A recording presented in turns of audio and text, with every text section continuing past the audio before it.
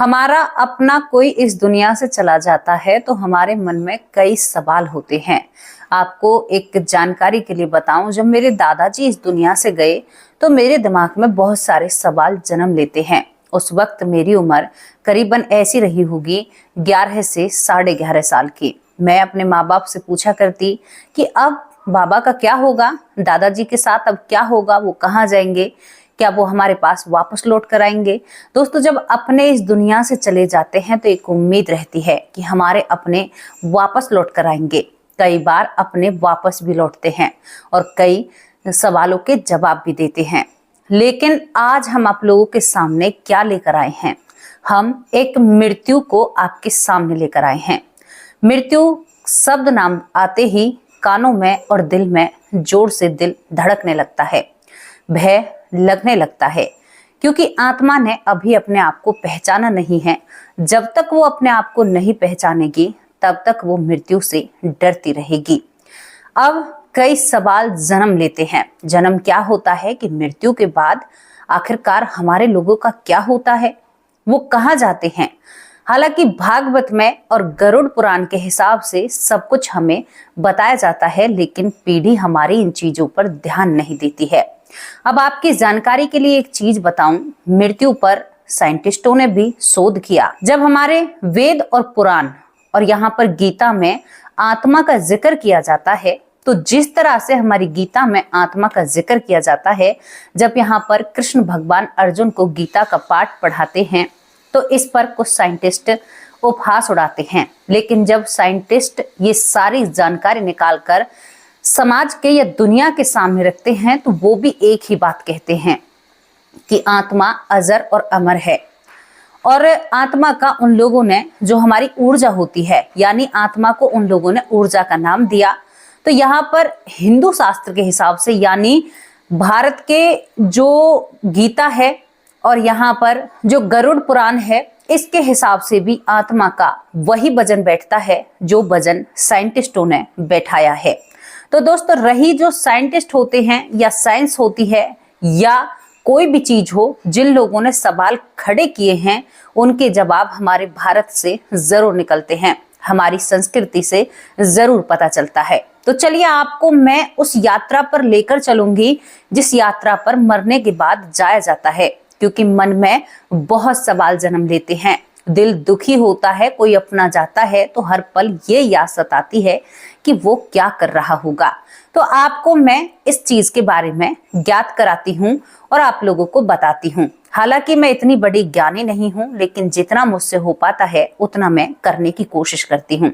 एक व्यक्ति की जब मृत्यु होती है तो मृत्यु के बाद जो आत्मा, कहते हैं कि शरीर 5 तत्वों से बना है, अग्नि, वायु और जमीन, आसमान, मिट्टी। जो जब आत्मा इस शरीर को छोड़ती है तो ये शरीर इस मिट्टी में ही, यानी इस 5 तत्वों में ही विलीन हो जाता है। इस बात में आप लोग कहेंगे कि कौन सी बड़ी बात है? कोई बड़ी बात नहीं है। अब यहाँ पर शरीर उन्हीं चीजों में विलीन हो जाता है, लेकिन जो आत्मा होती है, ना ही तो आप उसे जला सकते हैं, ना ही आप उसको मार सकते हैं, ना ही आप उसको काट सकते हैं, ना ही आप उसको डुबो सकते हैं, क्योंकि आत्मा अजर और अमर है। अब रही तीसरी बात, जो लोग अपने आप पर विश्वास नहीं रखते हैं। क्या आप लोगों को पता है कि आप भगवान का अंश हैं? कृष्ण भगवान ने गीता में साफ साफ कहा था कि हे अर्जुन, मैं तुम्हारे अंदर भी हूं, मैं इस सारथी के अंदर भी हूं, मैं इस सेना के भी अंदर हूं, जो सामने से विरुद्ध सेना लड़ रही है, मैं इसके अंदर भी हूं। भगवान ने साफ कर दिया था। तो आप एक इतनी शक्तिशाली, ऊर्जावान या एक इतने बड़े परमात्मा के अंश हो, तो क्या आप कम हो जो एक मृत्यु से आप भयभीत हो जाते हो? मृत्यु और जन्म वो चक्र है, जब तक आप भगवान से नहीं मिलोगे तब तक ये मृत्यु और जन्म का चक्र चलता रहेगा। आपको ये भोग भोगने होंगे। आप एक गोल सर्कल में हजारों लाखों सालों के लिए जन्म और मरण और इस मृत्यु लोक में, माया लोक में, मोह माया लोक में उलझ कर रह जाओगे। अब मैं उस टॉपिक पर थी कि मरने के बाद क्या होता है। दोस्तों, मरने के बाद आमतौर पर हम जो हिंदू शास्त्र के हिसाब से हम अंतिम संस्कार करते हैं। आपने कभी सोचा है कि जो व्यक्ति शरीर से निकल चुका है, जिसकी आत्मा, वो आपके साथ शमशान घाट तक भी जाती है। कई हमने अपनी वीडियो में जिक्र किया है, पुनर्जन्म का जिक्र किया है। कुछ लोग पुनर्जन्म लेकर इन सच्चाई को बताते भी हैं। आत्मा बार बार प्रयास करती है उस शरीर में प्रवेश करने का, क्योंकि आत्मा को अपना शरीर बहुत प्यारा लगता है। वो शमशान घाट तक, जब तक उसके शरीर में अग्नि नहीं दी जाती है, तब तक वो पंच तत्वों वाले शरीर को बहुत ही चाहती है, क्योंकि वो इसका कभी बहुत प्रिय रहा है। हालांकि उसके हिसाब से ये चलती है। आत्मा जब एक शरीर में होती है, शरीर केवल एक वस्त्र के हिसाब से होता है। जैसे एक वस्त्र है, अंदर जो काम कर रहा है, जब इस शरीर के अंगों से ऊर्जा निकल जाएगी तो ये शरीर के अंग काम करना बंद कर देंगे। साइंटिस्ट के हिसाब से भी और हमारे गरुड़ पुराण के हिसाब से भी, गीता के हिसाब से भी, बहुत सारी चीजों के हिसाब से आत्मा शमशान घाट में पहल के दिन भी इस मृत्यु लोक को छोड़कर जा सकती है। अब आप लोग कहेंगे कि क्यों जा सकती है? क्योंकि जब उसके शरीर को जलाया जाता है तो वो आत्मा अपने परिजनों से नाराज हो जाती है कि इन लोगों ने जानबूझकर मेरे शरीर को जला दिया, और वो वहां से तब तक बैठी रहती है, तब तक वो अग्नि शांत नहीं होती है, और उसके बाद अपने शरीर को राख में बदलते हुए और वो यहाँ से एक लंबे रास्ते पर निकल जाती है।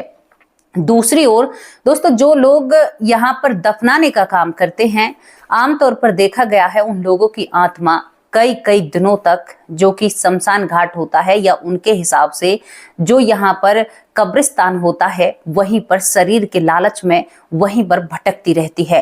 वो हर रोज अपनी कब्र के पास बैठती है और इंतजार करती है उस शरीर में प्रवेश करने का या उस शरीर को पाने का। ये तो हुई उन लोगों की बात जो लोगों को जमीन में दफनाते हैं।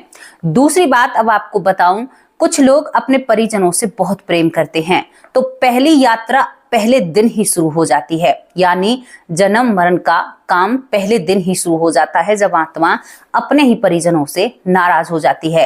लेकिन कुछ लोगों का शरीर से भी ज्यादा मोह अपने बच्चों में, अपनी बीवी में, अपने माँ में, अपने पिता में या अपने जानने वालों में होता है, तो वो शमशान घाट से लौटकर घर आते हैं। वो उन लोगों का 3 दिन में आत्मा अपने सफर पर चल देती है। अब आप कहोगे कि 3 दिन में कैसे होती है? आपने कभी देखा होगा तो कुछ लोग तेइया भी करते हैं, हमारे यहाँ पर उसको तेइया बोला जाता है। उसमें भी आत्मा घर को छोड़कर जाने की तैयारी कर लेती है। लेकिन और भी कुछ ज्यादा जो परिजनों से प्रेम करती है या बच्चों से प्रेम करती है, वो आत्मा 12वीं या 13वीं तक रुकती है। दोस्तों, अब कई लोगों के सवाल आए, क्योंकि मैंने इसके बारे में बहुत रिसर्च की, बहुत जाना। उसके बाद सवाल आए कि जो हम चीजें दान करते हैं, क्या वो हमारे परिजनों को मिलती हैं? तो एक चीज साफ तौर पर आपको बताऊं, जो 12 दिन या 13 दिन के बाद जो भी वस्तु या वस्त्र आप दान करोगे, उनसे आपकी आत्मा थोड़ी सी प्रबल होगी। यानी उसके अंदर एक, कहते हैं ना कि ऊर्जा ज्यादा बनेगी। अगर आप उससे बिल्कुल मोह तोड़ लेंगे तो वो आत्मा यहीं से कमजोर हो जाती है, और फिर वो जब सफर पर निकलती है तो उसका सफर ठीक से नहीं हो पाता है। रही जब आत्मा 13 दिन तक घर में रहती है, तो मैं आपको बताऊं कि वो क्या करती है। सुबह सुबह हमारे हिंदू धर्म के हिसाब से सुबह उठने के बाद सबसे पहले निवाला या छोटी छोटी 2 रोटियां, पूरियां या इस तरह की चीजें जो मरने वाला होता है उसके नाम की दी जाती हैं। अब आप लोगों को पता है कि उनमें से कितना आत्मा को मिल पाता है? 1/4 हिस्सा। आप इतनी सी रोटी बना रहे हो, उसमें से भी जो आत्मा हमारे घर में इर्द गिर्द घूम रही है, उसको केवल 1/4 हिस्सा मिलेगा। गरुड़ पुराण के हिसाब से ये बताया गया है। दोस्तों, पिंडदान आप जो करते हो, उससे भी आपकी आत्मा को ऊर्जा मिलती है। अब यहाँ पर मैंने आपको 13 दिन का सफर बताया आत्मा का क्या होता है। अब इस 13 दिन के बाद आत्मा कहाँ जाती है? 13 दिन के बाद क्या होता है? अब 13 दिन के बाद आत्मा के 3 रास्ते होते हैं। 3 रास्ते क्या होते हैं? कर्मों के हिसाब से। पहला जो रास्ता होता है, अर्च मार्ग होता है, जो आत्मा के कर्म के हिसाब से आत्मा को ब्रह्मलोक, देवलोक लेकर जाएगा। आप समझ रहे हैं ना मैं क्या कह रही हूँ? अर्च मार्ग ब्रह्मलोक और देवलोक की तरफ जो आत्मा अच्छी है, जिसने अच्छे कर्म किए हैं या भगवान को याद किया है या भगवान के भजन में अपना वक्त गुजारा है, वो ब्रह्मलोक को जाएगी और वो देवलोक को भी देखेगी। अब यहाँ पर दूसरा मार्ग आत्मा के लिए होता है, ये कर्मों के हिसाब से होता है। दूसरा मार्ग होता है दोस्तों धूम मार्ग। धूम मार्ग आपको पितृ की यात्रा कराएगा, यानी आपके कर्म और आपके फल, मतलब अच्छे कर्म और बुरे कर्म एक समान होते हैं, तो आप एक पितृ की श्रेणी में जाते हो। तीसरा रास्ता, जिस पर मैंने बहुत सारी वीडियो बनाई हैं, तीसरा रास्ता उत्पत्ति मार्ग, उत्पत्ति विनाश मार्ग, जो आपको नर्क की ओर ले जाता है। जो आत्मा भारी घोर अन्याय करती है, बुरे कर्म करती है, जिसके कर्मों की कोई सीमा नहीं होती है, मैंने बहुत वीडियो आपको नर्क लोक के ऊपर बताई हैं। उसको वो जलती हुई रेत, वो नदी पार करनी पड़ती है, नरक लोक का रास्ता देखना पड़ता है। दोस्तों तपेश्री और ज्ञानेश्वरी ऊपर की दो श्रेणी में आते हैं, तो मैंने कहा था आपको अपने कर्मों के हिसाब से आपको रास्ता मिलेगा। अब जो आत्मा नरक लोक के मार्ग पर जा रही है, यानी उत्पत्ति विनाश लोक के मार्ग पर जा रही है, वो आत्मा जन्म और मरण में जाएगी, यानी अब वो या आत्मा 184 योनियों में जाने के लिए तैयार हो जाती है दोस्तों, जिसमें पेड़ पौधे, कीट माँ यानी कि कीड़े मकोड़े से लेकर और मनुष्य तक की योनि आती है। एक योनि मनुष्य की ऐसी होती है कि जिसमें हमें भगवान को पाने की क्षमता मिलती है, यानी पशुओं को ये नहीं मिलता है, क्योंकि हम इंतजार करते हैं। हम जब भगवान से वादा करते हैं कि एक बार मनुष्य जन्म दीजिए, हम आपको कभी नहीं भूलेंगे, लेकिन जब हम इस मृत्यु लोक पर आते हैं तो हम जन्म और मरण को भी भूल जाते हैं। साक्षात हम अपने आप अपने किसी सगे को अग्नि में विलीन करते हुए सोचते हैं शमशान घाट में कि ये रास्ता हमारा सही नहीं है, कोई गलत कर्म कर रहा है। लेकिन जैसे ही शमशान घाट से बाहर पैर आता है, इंसान फिर इस मोह माया में लिपट जाता है, क्योंकि जब तक अग्नि देते हैं ना किसी अपने परिजन को, तो दिमाग में बस एक ही बात आती है कि ये धरती मोह माया है, ये लोक मृत्यु लोक है और मैं मोह माया में फंसा हुआ हूँ। मेरे दोस्तों, मेरे प्यारे परिवार वाले, किस किस को ये अनुभव हुआ है मुझे जरूर कमेंट बॉक्स में बताना। और जब वो अपने की चिता ठंडी हो जाती है और जब शमशान घाट से बाहर पैर रखते हैं, फिर अपने बीबी बच्चे और अपने परिवार याद आने लगता है।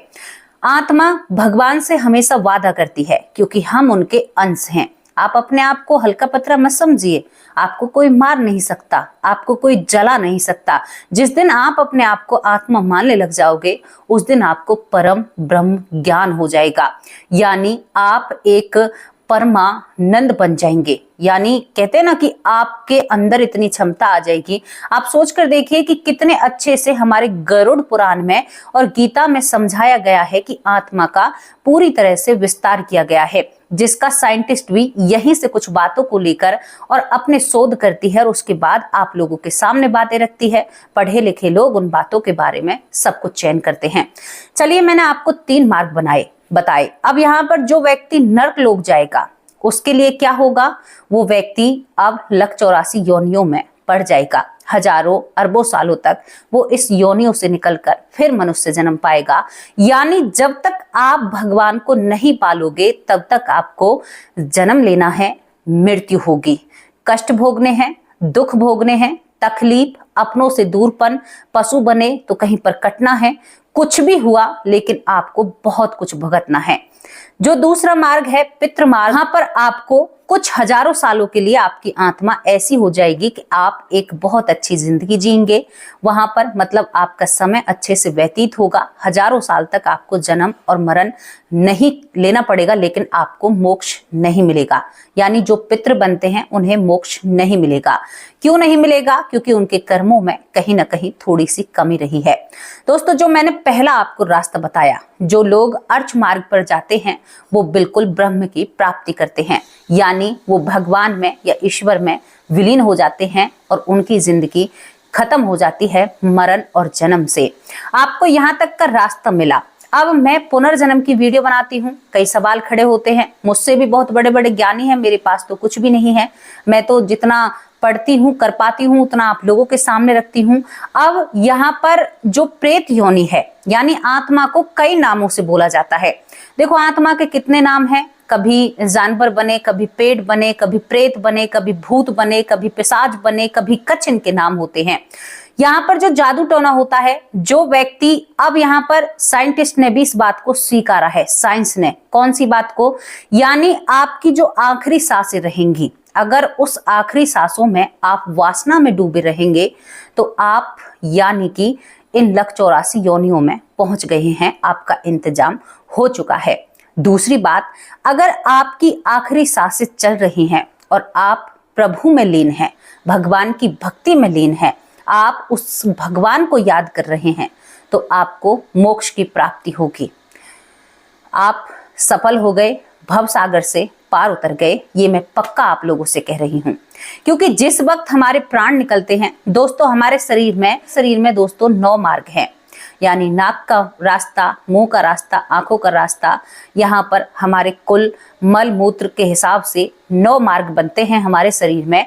अब यहाँ पर भी आत्मा जब शरीर से निकलती है तो जो एक गंदी और धूर्त आत्मा होगी, यानी जिसने जिंदगी भर अच्छे कर्म नहीं किए हैं, उस व्यक्ति की आत्मा जो मल मूत्र द्वार द्वारा निकलेगी। जो व्यक्ति संत प्रकृति का रहा है, गृहस्थ आश्रम में भी अच्छा रहा है, उस व्यक्ति की जो आत्मा है वो सर के माध्यम से निकलेगी। मतलब आपके कर्मों के हिसाब से सब कुछ शुरू हो जाता है, ये बात आप गांठ बांध कर रख लीजिए। अब मैंने आप लोगों को बताया जो भगवान की भक्ति में रहते हैं उन्हें मोक्ष मिल जाता है जो अंत समय पर, लेकिन रुकिए जरा, हमारा दिमाग, हमारी जो आत्मा है वो इसी तरह से काम करती है जो काम हमने जीवन भर करे हैं। क्योंकि आप मेरी इस बात को अब सोच रहे होंगे कि पूरी जिंदगी मजे लें और ऐश करें और एंड समय पर हम भगवान को याद कर लेंगे। आपके पास क्या गारंटी है कि आप आखिरी समय पर भगवान को याद कर पाएंगे? कोई गारंटी नहीं है, क्योंकि जो काम हम रोज कर रहे हैं वही काम हमारे अंत समय पर दिमाग में आएगा। ये बात आप लिख कर रख लीजिए। कभी ना कभी सभी को मरना है, मृत्यु लोक में है और मृत्यु एक अटल सत्य है। मृत्यु वो दंड है जो हमें बार बार मिलता है, और बार बार जब आत्मा को ये दंड मिलता है तो आत्मा बार बार क्षमा याचना करती है कि भाई मैं अब सुधर जाऊंगी, मैं अब सुधर जाऊंगा, लेकिन वो नहीं सुधरती है। हमने आपको पूरा मार्ग बताया। पितृलोक में आपको हजारों साल तक जन्म मरण से दूर किया जाता है, लेकिन फिर भी आपको दोबारा पृथ्वी पर आना पड़ता है। पृथ्वी एक ऐसा लोक है जहां पर लोगों को, दोस्तों यहाँ पर हमारी गीता या इन चीजों के हिसाब से तो जाने कितनी पृथ्वियां हैं जहां पर जन्म और मरण चल रहा है, लेकिन साइंटिस्ट इस बात को अभी नहीं निकाल पाए हैं। तो ये मैंने आपको आत्मा के कुछ राज बताए, आत्मा की कुछ बातें बताई। हालांकि आप लोग मुझसे अच्छा जानते होंगे, लेकिन जितना मैं जानती हूँ उतना मैंने आप लोगों के सामने रखा। तो बिल्कुल भी भूल से भी ये मत कहना, ना ये सोचना कि मैं आज दारू पी लूं, आज मैं मुर्गा खा लूं या आज मैं मटन खाऊं और उसके बाद जब आखिरी शब्द होगा तब मैंने एक शब्द बोल दिया राधा। नहीं होगा, बिल्कुल नहीं होगा। पूरी जिंदगी अगर आप वासना में रहे हैं तो अंत समय पर वो वासना ही आपकी आंखों के सामने आएगी। आप दिमाग से सोच नहीं पाओगे और वासना ही आपके दिमाग में घुसेगी। पूरी जिंदगी आपने ऐश और आराम से काटी है, लोगों को दुख दिए हैं, तो अंत समय में आपको वही दुख मिलेंगे, यानी वही दुख याद आएंगे कि फलाने को मैं ऐसा कर दूं, ढिकरे के साथ ऐसा कर दूं। तो दोस्तों यही होता है। अब एक और जानकारी आपको बताएं जो कि पुनर्जन्म से जुड़ी हुई है। दोस्तों अक्सर पुनर्जन्म की मतलब एक व्यक्ति मरण जन्म में कब ज्यादा पड़ता है?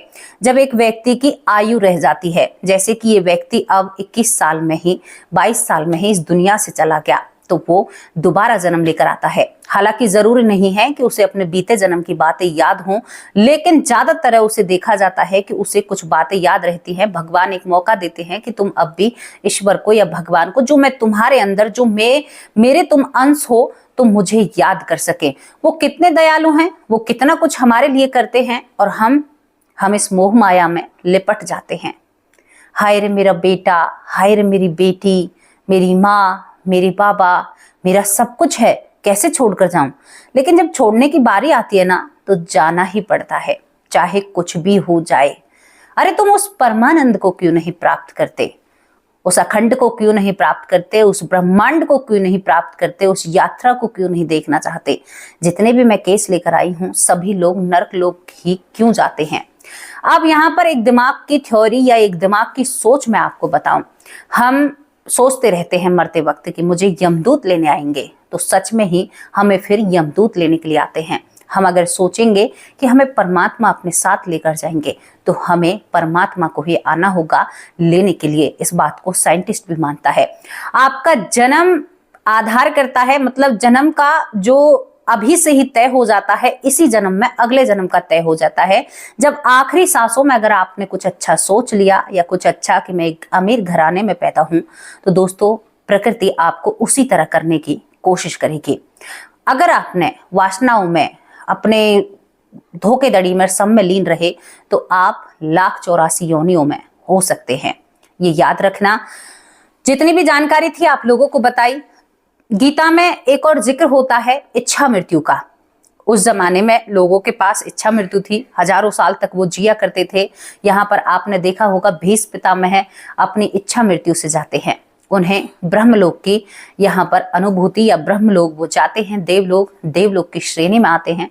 दोस्तों जो ये देवलोक होता है या जो देव होते हैं या भगवान होते हैं, इनकी भी योनियां होती हैं। भूत योनि, प्रेत योनि, देव योनि यानी देवता योनि, ये भी एक योनियों में आती है। जो देवलोक में जाता है या देव योनि में पनपता है उसकी बहुत ज्यादा लंबी आयु होती है, वो कई हजारों साल तक उसको उम्र मिलती है, लेकिन फिर उसको आना पड़ता है इस मृत्यु लोक में। अब आपको प्रेत योनि के बारे में बताऊं, कुछ लोग अपने परिजनों से ज्यादा प्यार करते हैं, वो 13 दिन बाद भी जाना नहीं चाहते हैं, तो दोस्तों वो यहाँ पर भटक जाते हैं। करीबन देखा गया है कि 2-2, 3-3 साल, 40 साल तक आत्मा एक भटकाव में पड़ जाती है और वो अपने लक्ष्य से विमुख हो जाती है, यानी इधर उधर हो जाती है। ये भी देखा गया है जिसका ज्यादा मोह अपने परिवार में रहता है।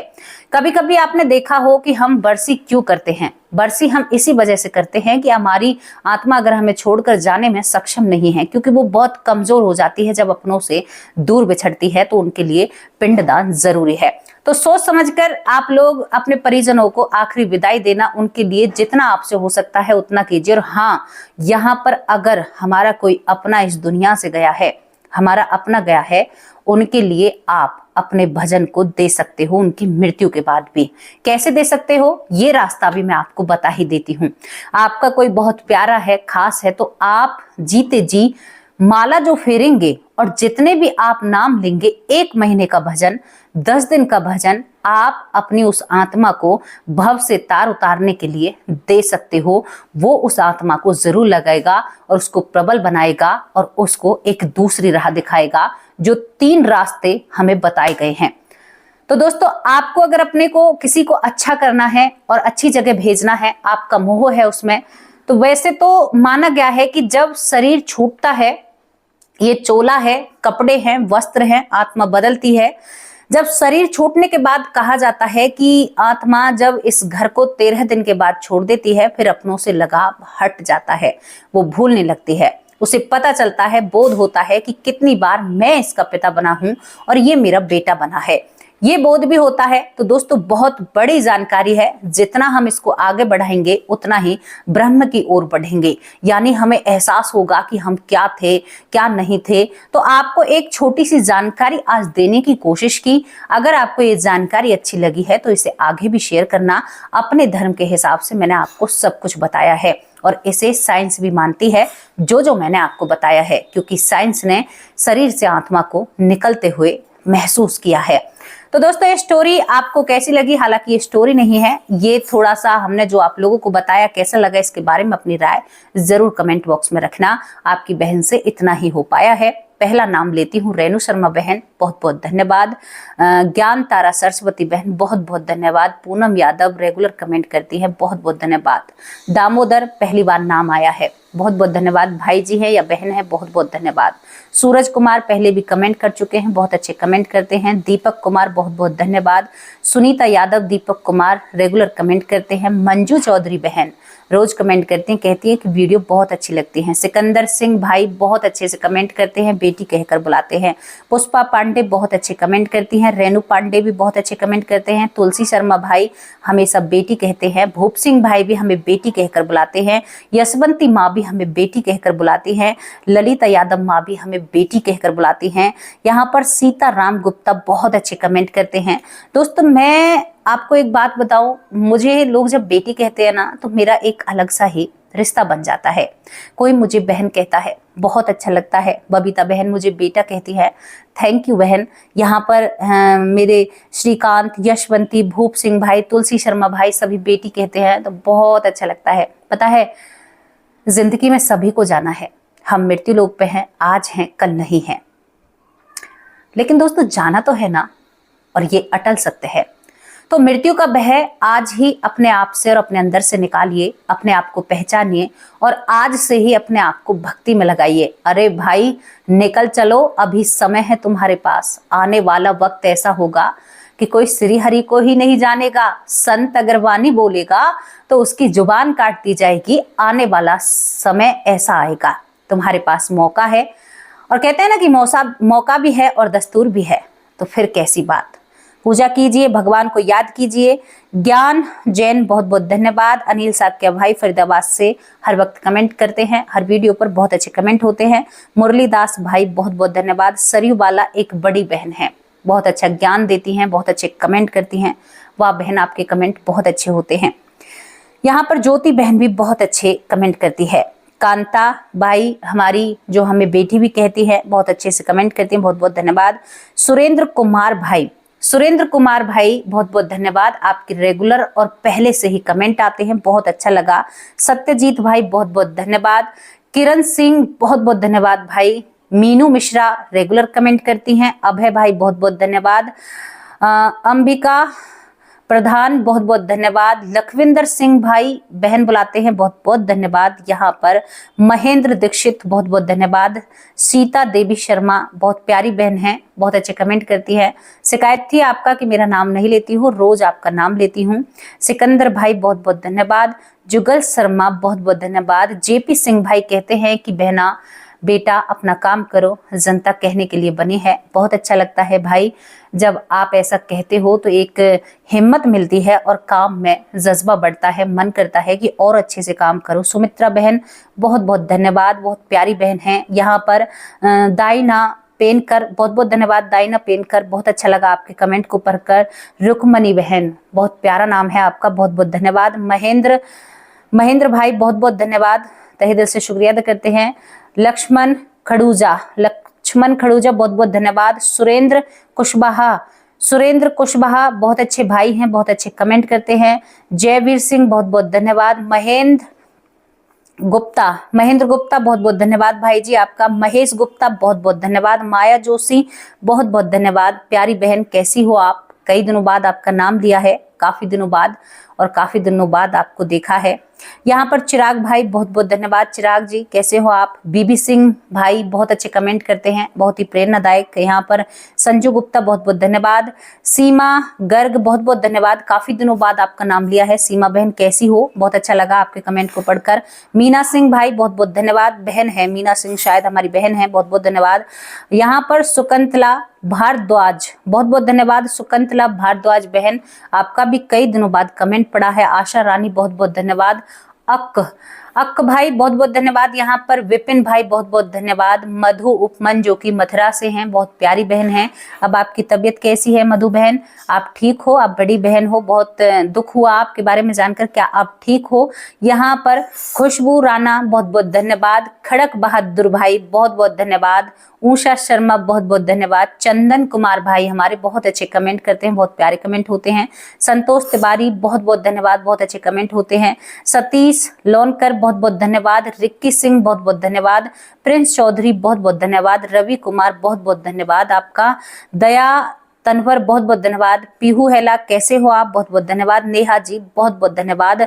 गुरुचरण सिंह भाई तहे दिल से शुक्रिया अदा करते हैं। सुरेंद्र पाल कौर कैसे हो आप? आपकी कमेंट, आपकी राय हमें बहुत अच्छी लगती है, बहुत अच्छे आप कमेंट करते हो। यहाँ पर नीता कुंतल बहन, वो भी मथुरा से हैं, बहुत अच्छे कमेंट करती हैं, बहुत बहुत धन्यवाद। यहाँ पर हमारी एक बहन जो दिल्ली से थी, वो शायद अभी कहीं चली गई हैं। और यहाँ पर इंदू बहन आप कैसे हो? आप आ नहीं रहे हो। ऐश्वर्या बहन बहुत बहुत धन्यवाद आपका। बबीता बहन दिल्ली से बहुत बहुत धन्यवाद। दोस्तों आप सभी के कमेंट बहुत ही प्यारे और प्रेरणादायक होते हैं, मुझे आगे बढ़ने में बहुत मदद करते हैं। तो बिल्कुल भी कमेंट कभी आपके रुकने नहीं चाहिए, क्योंकि आपके कमेंट से मुझे प्रेरणा मिलती है और मुझे एहसास होता है कि थोड़ा सा समाज में सहयोग मेरा भी हो रहा है।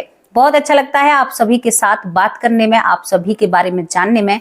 अपने दुख सुख को आपस में बांटते रहिए, जिंदगी बहुत छोटी सी है। कहते हैं ना, बचपन से लगा रहता है कि अपना टाइम कब आएगा। कहते हैं ना कि अपना टाइम कभी भी नहीं आता। अपने आप को आज ही जीना सीखो। 4 दिन की जिंदगी है, इसे बेकार फिजूल में मत गवाओ। आप पूरे दिन बात करोगे, पूरे दिन अपने उस टाइम को गवा दोगे। अगर उसी टाइम आप कीर्तन और भक्ति करोगे तो वो वहां पर दर्ज होगा। 4 लोगों की आप बुराई करोगे, उसे कोई दर्ज नहीं करेगा। वो आपके लिए बुरा काम करेगा, आपकी मानसिकता को सही नहीं रहने देगा और आप प्रभु की भक्ति में नहीं लग सकते। मेरी बातों से अगर बुरा लगा हो तो मुझे माफ कर देना, लेकिन जो भी है, जैसा भी है, आपकी हूँ, आपके परिवार का सदस्य हूँ और आप मेरे परिवार का सदस्य हैं। मेरे जितने भी भाई हैं, जो बेटा बहने बेटी कहकर बुलाती हैं, बिमला दलाल माँ बड़ी माँ का काम करती हैं। यहाँ पर मेरी इतनी अच्छी अच्छी बहनें हैं कि मैं क्या कहूँ। मेरा परिवार सबसे समृद्धशाली है। मैं अपने परिवार को देखकर बहुत खुश होती हूँ। पता है, अपने परिवार को देखकर एक अलग ही खुशी होती है। अब आप लोगों से विदा लेती हूँ। कल हाजिर होंगे एक सच्ची और अच्छी स्टोरी के साथ। तब तक के लिए नमस्कार, जय हिंद, जय भारत और वंदे मातरम।